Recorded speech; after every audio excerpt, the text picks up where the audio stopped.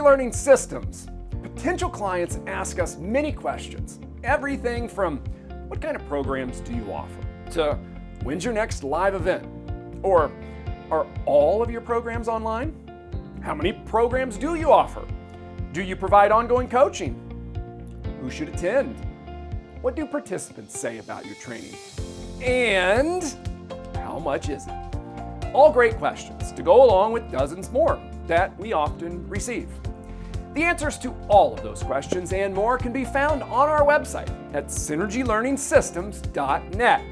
That's .net, not .com.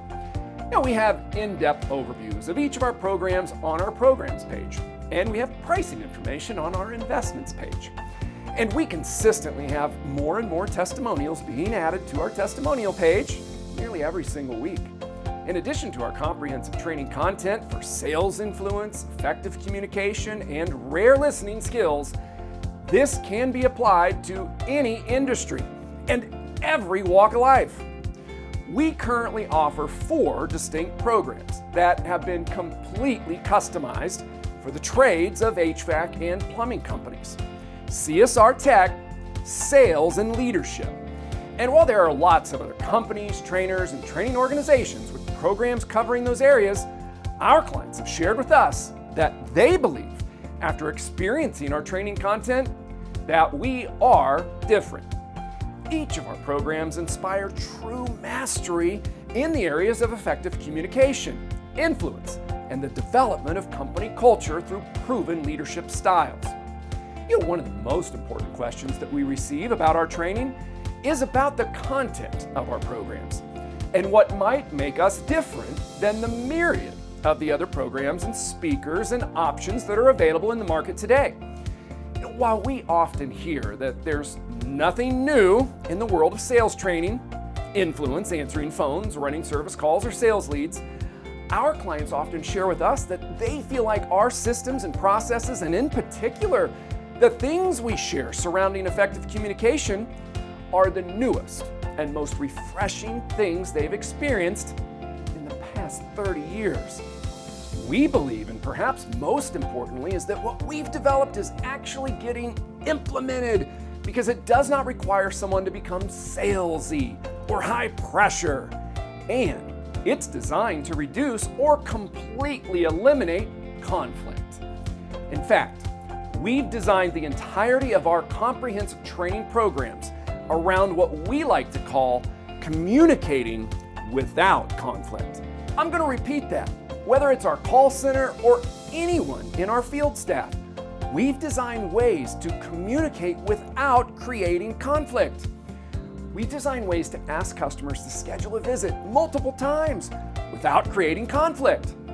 This translates into scheduling more calls, losing fewer opportunities, and generating more revenue.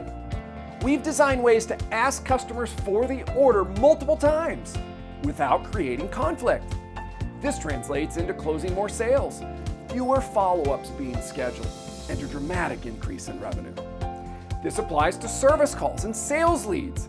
This includes more accessory sales and more premium options being recommended, which translates into happier customers and more 5-star reviews, and ultimately more customers and more motivated team members. Here at Synergy, we've developed 6 foundations to effective communication to inspire your team, serve customers better, and communicate without conflict. In this video, we'll identify and share a brief explanation of each of the 6 foundations.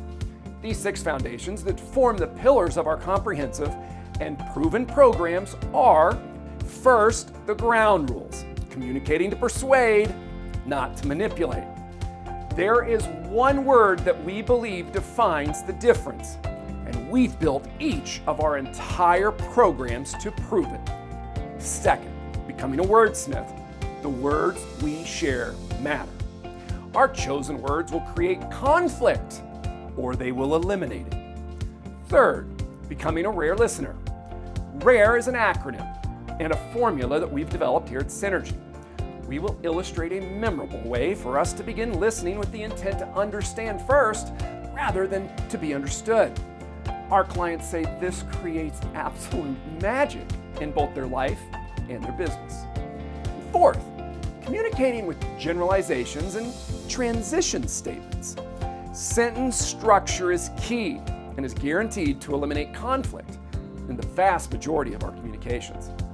We believe our programs contain the most effective and influential sentence structure, drastically reducing conflict and lowering sales resistance. Fifth, utilizing the 7 principles of persuasion throughout each presentation that we make. Every sentence and phrase is carefully crafted to implement proven principles of persuasion. This relates to our tone, cadence, volume, and speed. And not only do the words we share matter, the way in which we share them matters. And this brings us to the 6th foundation of the 6 foundations of effective communications and communicating without conflict.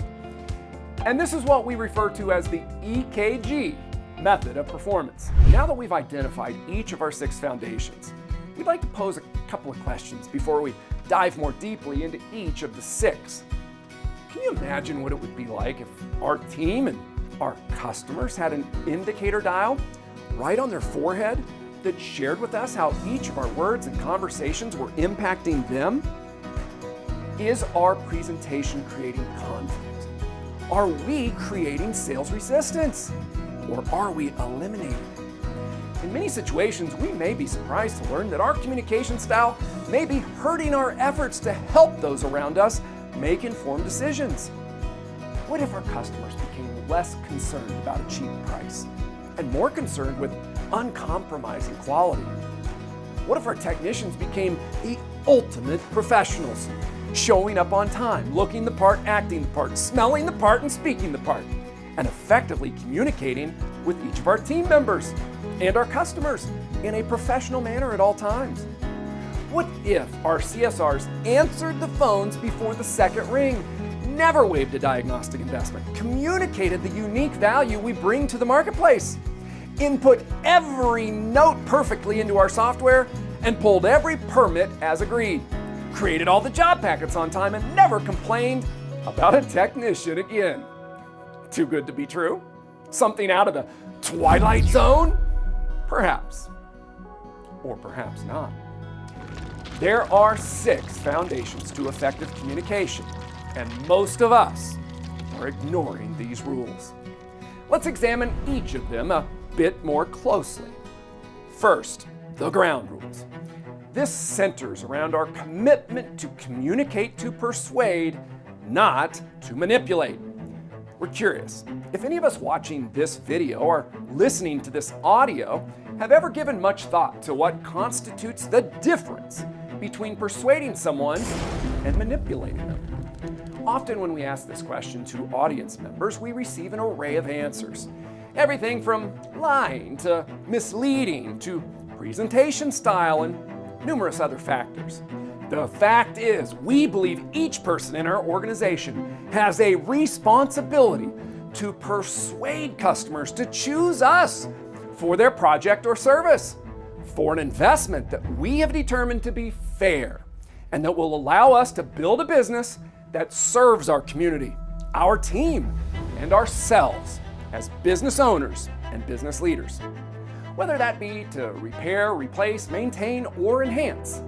And if that were not the case, and we don't believe that we will serve our customers better than our competitors, then why did we go into business in the first place? We believe that the difference between persuading and manipulating can be distilled down into a single word: intent. The foundations of effective communication, persuasion, and sales don't change. The way in which we communicate them and for what cause make all the difference. For example, all of us could deliver a presentation in all of the same masterful ways, implementing all of the same techniques and strategies. Yet if our intent is to trick or to deceive, then we have become nothing more than a masterful manipulator. But if our intent is to persuade another party to make a decision that is in their own best interest, whether they know it or not, then we are simply a master of persuasion. We believe a determining factor is how we intend to behave after we've persuaded someone to make a decision to choose us or to choose our product or service. Do we stand behind our product or service? Do we continue to do what we said we would do when we said we would do it? Suffice it to say that what is shared in this video is rooted in a belief that the viewer will implement what follows with honor, character, and integrity, adhering to their own moral compass without fail. The great news is that most of us are already implementing the first foundation of effective communication. So we begin this video and our training philosophy on the grounds of our grandmother rule. If we wouldn't recommend something to our very own grandmother, then we believe we shouldn't recommend it to the person with whom we're communicating. This brings us to the second of 6 foundations of effective communications and communicating without conflict, becoming a wordsmith. The words we share matter. Becoming a wordsmith is what we like to call an exercise in verbal gymnastics to create desired results. You know, Tony Robbins, widely regarded as the greatest personal development coach in the world, is quoted as saying, "Throughout human history, our greatest leaders and thinkers have used the power of words to transform our emotions and to shape the course of our destiny." Words can not only create emotions, they create actions. And from our actions flow the results of our lives. We've identified well over 100 words that we recommend wordsmithing during our conversations with our team and our customers. Let's have a peek at just a couple of them here and deliver a bit of complimentary content that can be immediately implemented in your current presentations. You know, words such as price, cost, fee, and charge are all likely to conjure up negative emotions for our customers. What is a wordsmith term that we could replace these 4 words with that would be received as a positive? Instead of sharing with a customer what our price, cost, fee, or charge for a product or service is, we'd recommend wordsmithing that word to investment. Words such as price, cost, fee, and charge are likely to conjure up negative feelings, emotions, and situations. No one wants to pay the price, and this is a term used to describe a punishment. When price is part of a conversation, we as consumers are conditioned to negotiate, argue, debate, and sometimes outright battle. In terms of cost, this is perceived as something we lose. It's an expense and doesn't communicate value. For example, that's going to cost you an arm and a leg. Cost you an arm and a leg. And a fee is typically a word that is most often used to describe things most of us don't like, such as ATM fees, parking fees, baggage fees, and late fees. And they all have negative connotations. And can we talk about the word charged for just a second? When we think about being charged, for most of us, it conjures up images of being charged with a crime, or charged by a bull, or charged by a jealous boyfriend at the bar, or overcharged by a contractor. However, from the time we were small children, most of us were conditioned to invest our money wisely, to invest our time wisely, to invest in ourselves, to invest in our future, and to invest in real estate, and to invest in the stock market. We feel as though anytime we are investing, we are doing something good for us, good for our family, and good for our organization, and that we are behaving responsibly. You know, research has shown that negative words can actually increase the activity in our amygdala, also known as the fear center of our brain. The amygdala then releases stress-producing hormones and neurotransmitters, which block our brain's ability to think logically, even when a decision could be in our own best interest. If we use triggering words with people that we're communicating with, they may not be able to think rationally and are therefore potentially unable to make decisions in their own best interest, simply because of the way we're communicating with them. You know, 2 more words we recommend wordsmithing here are spend and pay. The word invest works here as well. Spend and pay are both terms that are likely to create negative feelings and emotions. And when we use these terms, we are most likely discussing a situation that we do not perceive as beneficial. Many of us seem to get in trouble with our significant other when we spend too much money. One of the most common, uncomfortable, and often contentious situations in our lives tends to be during a dispute over finances with a significant other. We may often say things to our significant other like, "Why did you spend that much?" Or, "We never agreed to spend that kind of money." Another common use of the word spend is overspending. The fact is, in most circumstances, the word spend is associated with a depletion of valuable resources. And then there's the word pay. This word is often used in phrases such as pay the price, pay the piper, pay your fair share, timed up, pay up, pay the bills, pay the mortgage, pay your taxes, and bill pay. We think we've made our point. None of us really want to pay anything. And let's go ahead and tackle another set of words together, since they continue along the same line of thinking as the first two. What could we wordsmith the term dispatch fee or trip fee to? None of our customers really want to pay a dispatch fee or a trip fee. They don't want to be charged for it, and nor do they want to spend their money on it either. Let's help them to see this price, cost, fee, or charge for what it truly is: an investment. And this applies to any time that we ask a customer for money for any of our products or services. For example, the total investment for this project is $28,765.43. To own this new system, your family would be looking to invest $28,765.43. We would strongly recommend wordsmithing our diagnostic fee to our diagnostic investment. And if that doesn't quite roll off of the tongue the way we would hope, perhaps we can try a investment to diagnose instead. In addition to these initial 6 words that we've chatted about here, there are hundreds of words that most of us are accustomed to sharing daily that we would recommend wordsmithing. Next up, and the third of 6 foundations of effective communication and communicating without conflict, becoming a rare listener. This incorporates some of Stephen Covey's work in The 7 Habits, where we're focused on listening with the intent to understand rather than to be understood. The rare listening sequence is a 4-level formula for effective listening that we've customized and trademarked.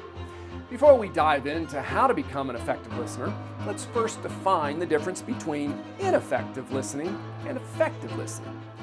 Ineffective listening is when we're only listening with the intent to respond. When we're preparing our response as we listen to others while our focus is on our own needs, desires, and feelings.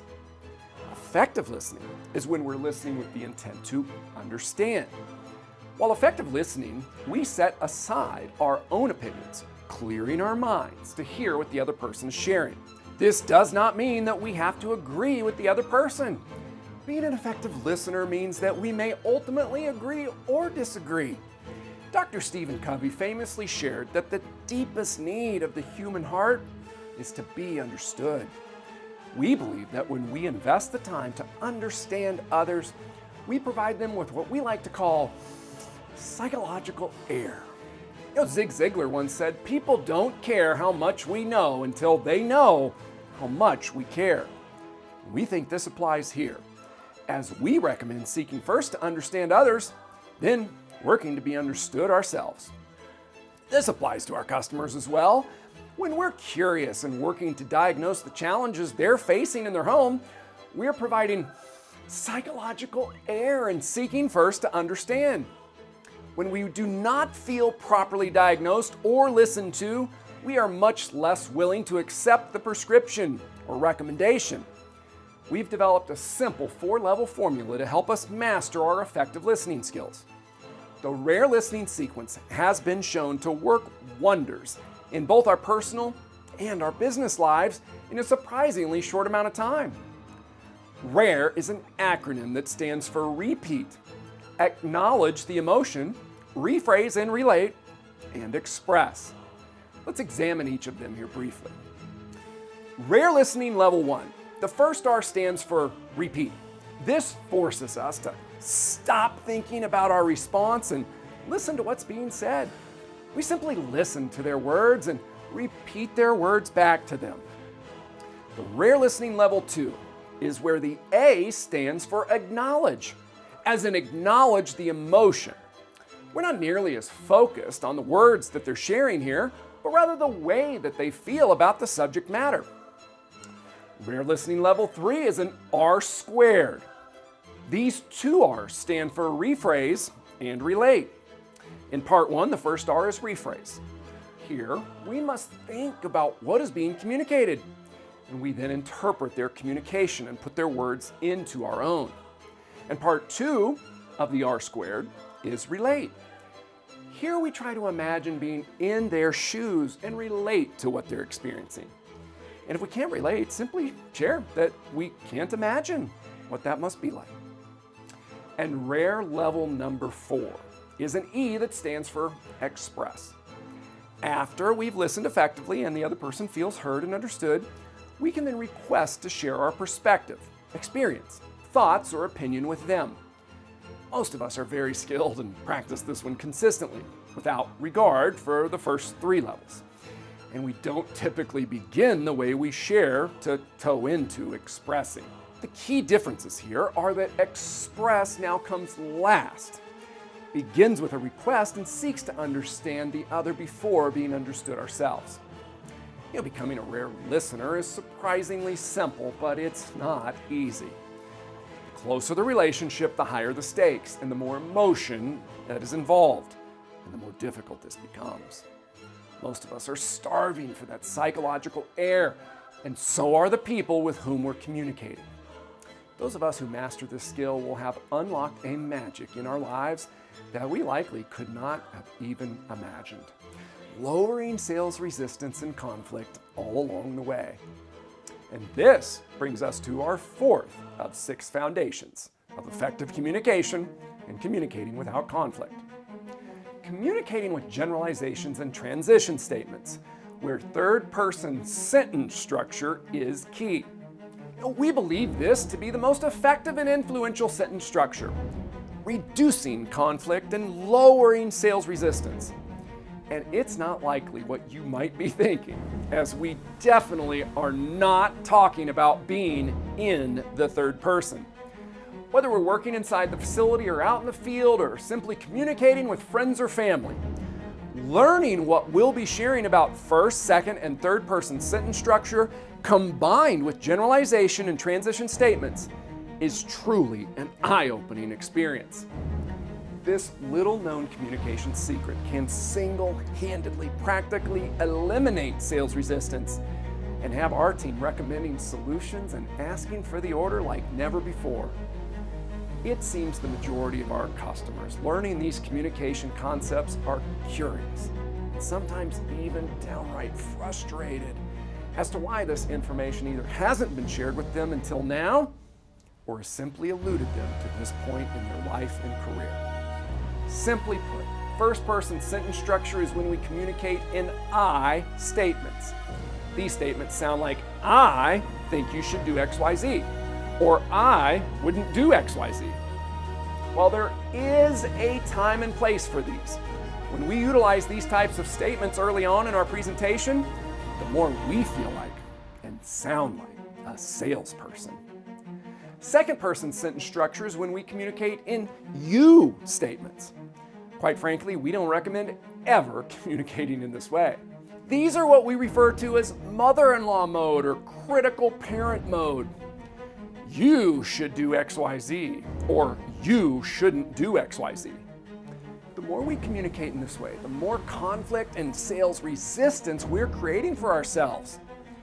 Perhaps one of the things we enjoy the most about third-person sentence structure is that it allows us to leverage the principle of social proof each time we speak in this manner. More on that in a bit. Most of our customers in similar situations would install XYZ, or generally, our most satisfied customers have decided to add an XYZ to their system. You see, third-person generalizations also remove the focus from the person we're speaking with, and now they don't feel like they're being told what they should do. And they don't get the impression that we're a narcissistic know-it-all either, trying to sell them things that they don't need or want. If we've ever wished we had a way to lower sales resistance, well, we've now found our gold mine.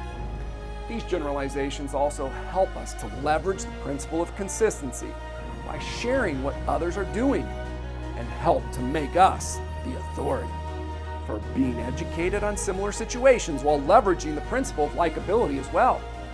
And when combined with adhering to our ground rules, becoming a wordsmith, and implementing our rare listening, and now third-person sentence structure, the world can be our oyster. And we'll no longer have that potential anxiety that many of us feel about creating conflict with our customers by being perceived as a pushy and annoying salesperson. The fifth of 6 foundations of effective communications in communicating without conflict, utilizing the 7 principles of persuasion to become the most effective communicators. We also recommend utilizing the principles of reciprocity, consistency, social proof, likability, authority, scarcity, and unity as often as possible. Back in 2006, I read the most comprehensive book I've ever found on the subject, Influence by Robert Cialdini. I had proven time and time again in my career that being the cheapest was only one of many reasons that consumers make a purchasing decision. Quite frankly, this being the cheapest option has never been a strategy that I was willing to pursue. And when I read this book, I felt I had undeniable proof, scientific proof, that being the cheapest was not only not necessary to serve a significant portion of the marketplace, it was the opposite of what was required to serve my target market. I've always wanted to be the best, to be the option providing the most value. It's like I shared with my kids growing up. Winning isn't everything. Wanting to is. And the only way that I know how to be the best is to compete on value, not on being the cheapest price. The simple rule of material self-interest is considered a given for us as a human race, meaning we want to pay the least and get the most. That does not mean it's the only thing. Here at Synergy, we believe it's our duty to persuade the people we serve that it is not in their best interest to choose the cheapest price, especially when home improvement projects involve their gas, their electricity, their water, and their home, as well as city inspectors, permits, insurance, liability, and inviting others into their home and onto their property. And, for that matter, with most other buying decisions in their lives. We are all likely able to agree that price is a factor. However, we believe our responsibility is to share with people that we serve that the price is only one of many factors to consider when making an informed decision. We've gone to great lengths to craft presentations that masterfully implement these 7 principles of persuasion. Let's briefly describe each of the 7 principles that we're referring to. First, reciprocity. In many social situations, we pay back what we have received from others. The key is to be the first to give and to ensure that what we give is personalized and not expected. Next, consistency. We want our beliefs and our behaviors to be consistent with our values and our self-image. Consistency is activated by looking for and asking for small initial commitments. We like to be consistent with the things we have previously said or done. Third, social proof.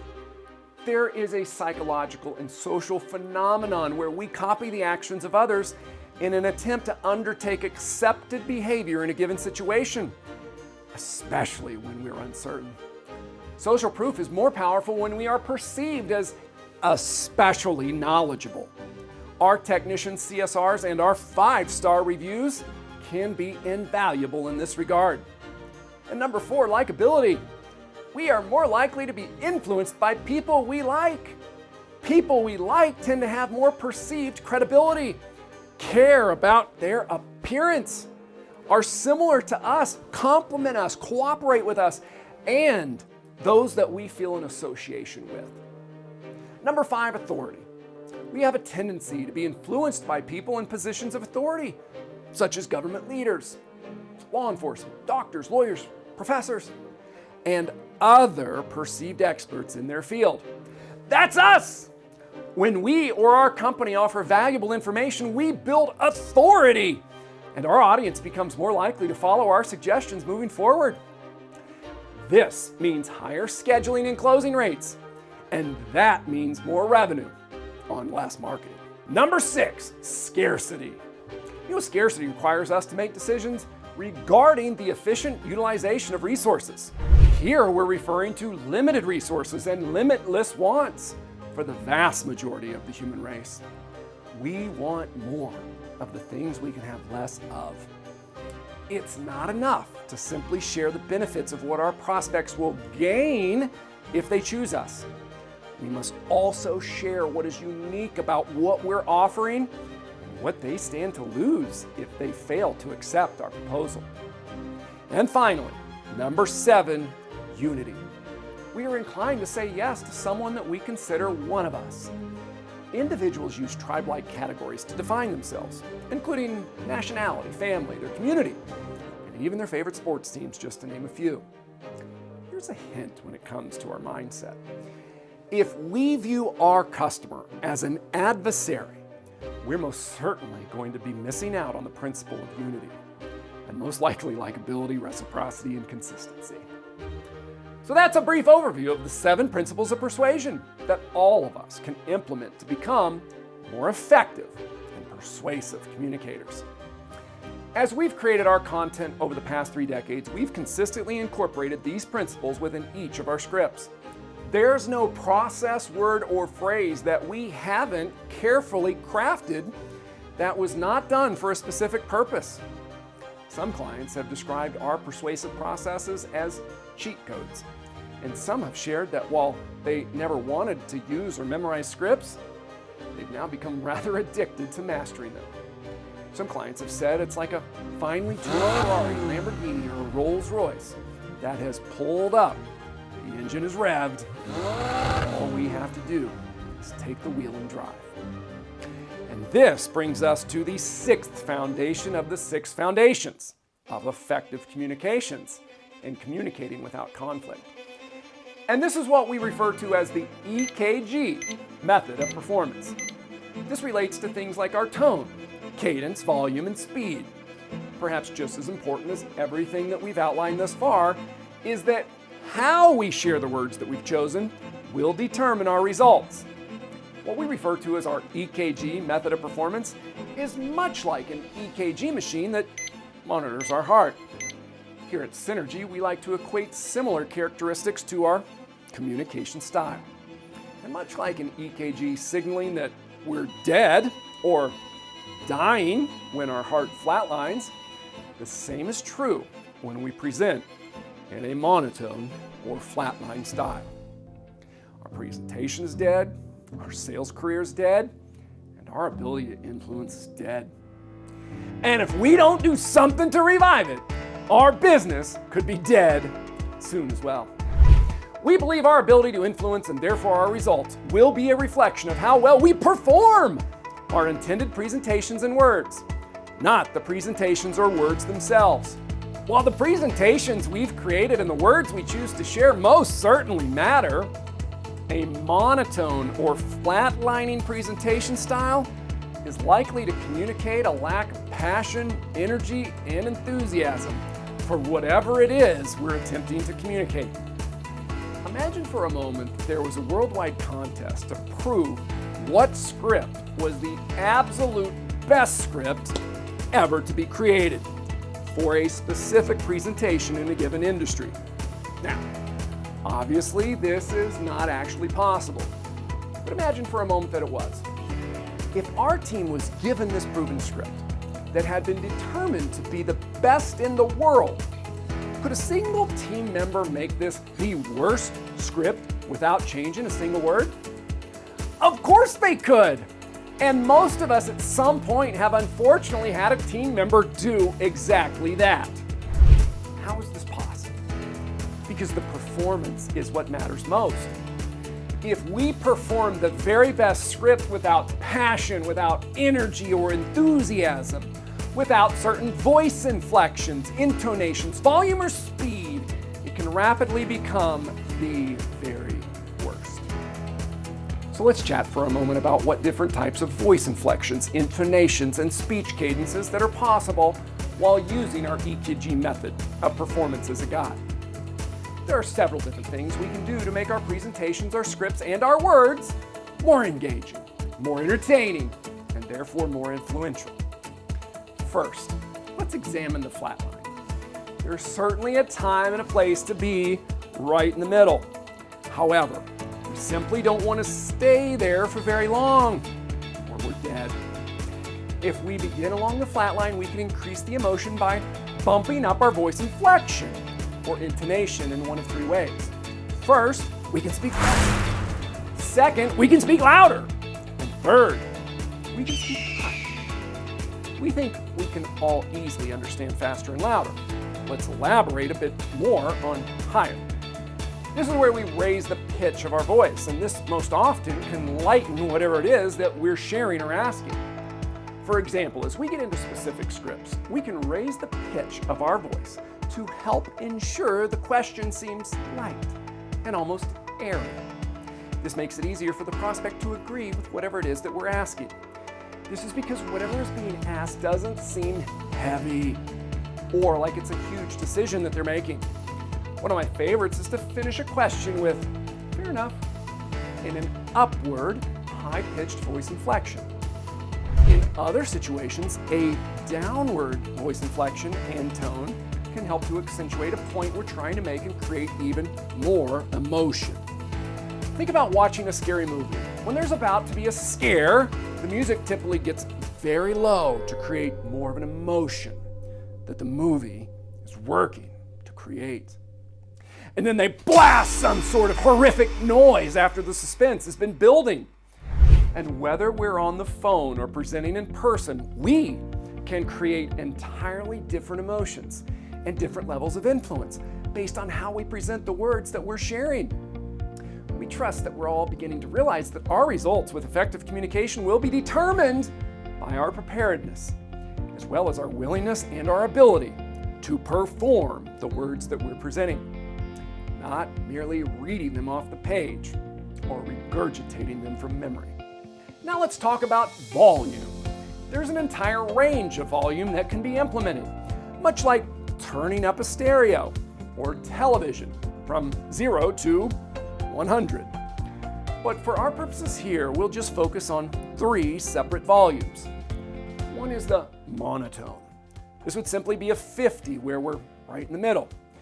Noticeably increasing the volume of our presentation could jump anywhere on the EKG method of performance between 75 to 100. Now the opposite end of that would be somewhere between a 25 and just say a 5, which would constitute a whisper. Interestingly enough, we can create just as much emotion with a whisper as we can with a very loud volume, and in some cases, perhaps even more. The point is that we can create emotion by lowering our voice, by lowering our tone, and by slowing our pattern of speech or our cadence. We can also create emotion by increasing our cadence or pattern of speech, and by raising our volume. The key is not staying in any one place too long. If we're continuously talking loud and fast, that becomes the new monotone, and it'll lose its impact. And if we're continuously talking low and slow, that becomes the new monotone and loses its impact. We believe the key to any performance is to mix things up, to keep the audience on their toes, and to keep them guessing, if you will. And the final piece of the EKG method of performance is just as important as everything else that we've communicated here in this heartbeat example. And quite frankly, throughout the entirety of the 6 foundations of effective communication, communicating without conflict. It runs throughout each of the 6. Effective communication starts here, continues here, and ends here. In fact, we believe we cannot achieve the goal of being an effective communicator without this final piece. So what is it, we may be asking? Perhaps some of us watching or listening have already guessed it. And if not, I want everyone to really think about it for a moment. Once I share our opinion here, it will likely be one of those, oh, of course, I knew that, everyone knows that, So what piece is vital to this entire process and becoming an effective presenter? What piece runs through each of the 6 foundations like blood coursing through our veins? What's feeding the organs? What's breathing in the breath of life to keeping everything working together? Whether that be the ground rules or wordsmithing or rare listening or sentence structure, the 7 principles of persuasion or the EKG method of performance, the question becomes, what else is there? We're going to place 15 seconds on the Synergy clock and provide everyone a small window of time and opportunity to clear their mind, to allow their mind to focus, and to decide what they believe the answer is. What final piece is vital to this entire effective communication process that we have yet to identify?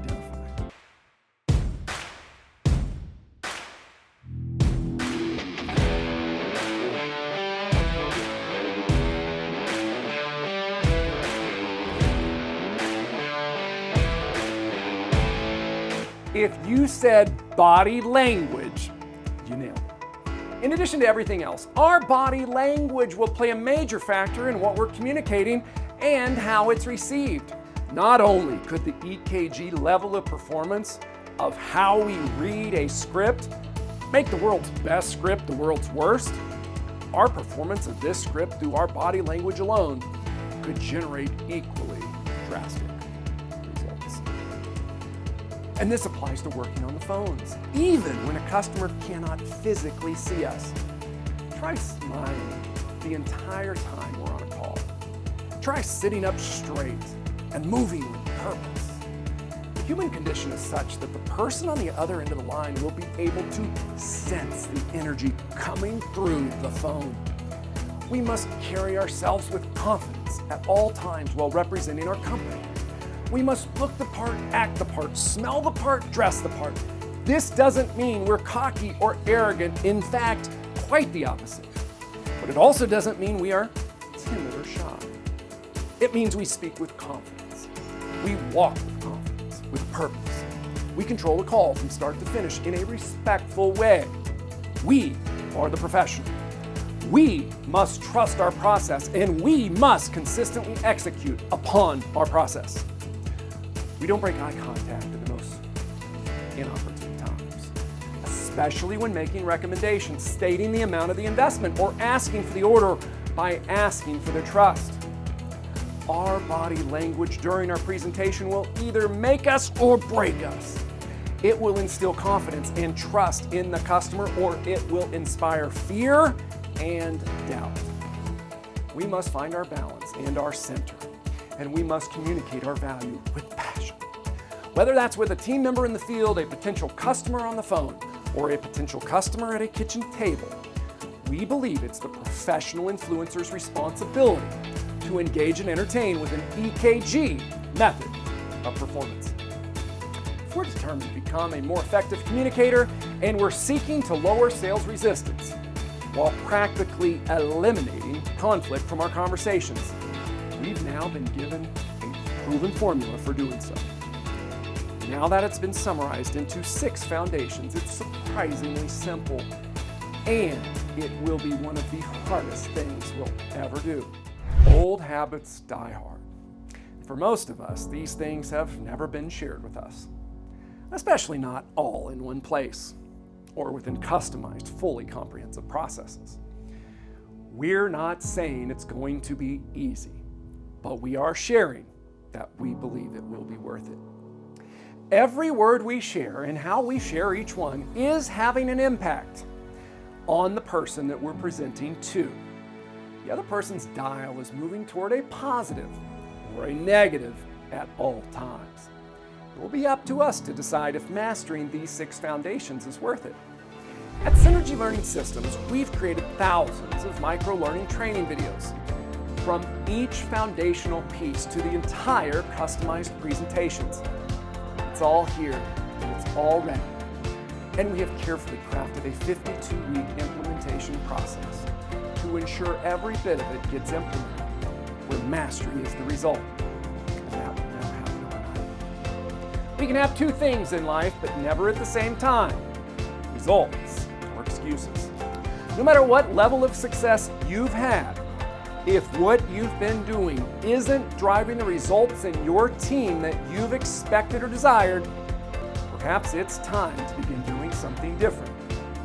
Maybe you've had a tremendous amount of success already, and your processes are already working.